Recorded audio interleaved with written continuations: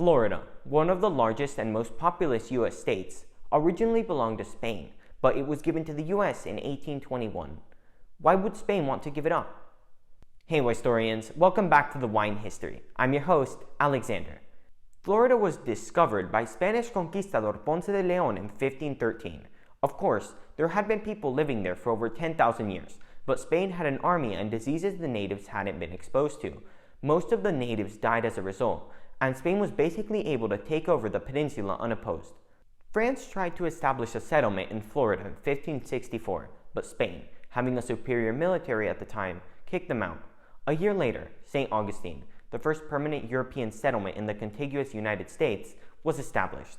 I say contiguous because the title of oldest European settlement in the United States actually belongs to San Juan, the capital of Puerto Rico, which was founded in 1521. At the time, Spain really needed people to move to Florida, its new colony, so it came up with an interesting idea. Unlike other European colonies at the time, which relied heavily on slaves for economic purposes, Spanish Florida freed slaves that escaped from other European colonies as long as they stayed in Florida and converted to Catholicism.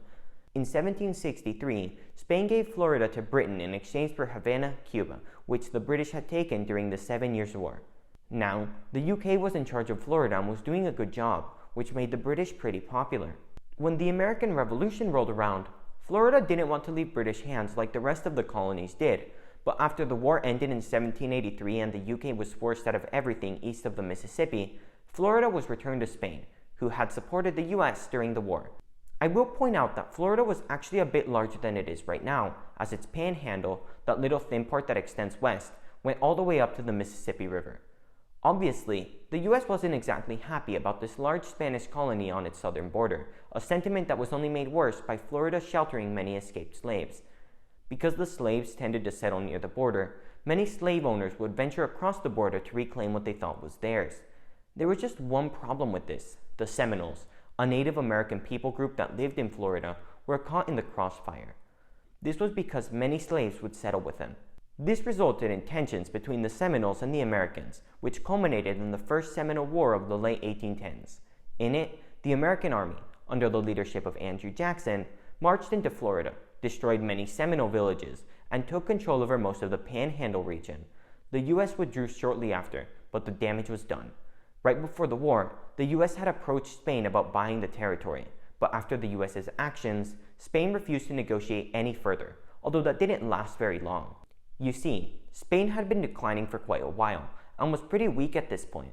This meant Spain couldn't really defend its territory anymore. It obviously didn't want to give up Florida, but the writing was on the wall. Either get something for it or lose it for nothing. In 1819, the adams-onis Treaty was signed, which gave Florida to the U.S. in exchange for a defined boundary line between the U.S. and New Spain, Spain's other colony that bordered the U.S. Interestingly, this new boundary line saw the U.S. give Spain a part of the Louisiana Purchase. The treaty went into force in 1821, but that same year, New Spain would revolt and become Mexico, and eventually, all the territory the U.S. gave up to gain Florida would end up back under U.S. sovereignty. Florida would go on to become a state in 1845, just 24 years after its acquisition. If you liked this video, make sure to hit the like button and remember to subscribe to my channel if you want to see more videos like this. Thanks for watching, and I'll see you guys in the next video.